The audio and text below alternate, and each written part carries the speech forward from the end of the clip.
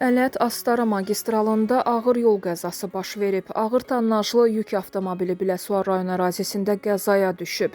Belə ki, idarəetmədən çıxan tır yolun ortasındakı beton arakəsməyə çırpılıb və daha sonra əks hərəkətdə istiqamətə çıxıb. Hadisə yerinə polis əməkdaşları və təcili tibbi yardım briqadası cəlb edilib. Dünən 78 yaşında vəfat edən Türkiyəli akademik və yazıcı İlber Ortaylının dəfn olunacağı tarix açıqlanıb. Alimlə vida mərasimi martın 16-sı uzun illər çalışdığı Qalatasaray Universitetində keçiriləcək. İlber Ortaylı Fatih məscidində cənazə namazı qılındıqdan sonra həmin məscidin qəbirstanlığında torpağa tapşırılacaq.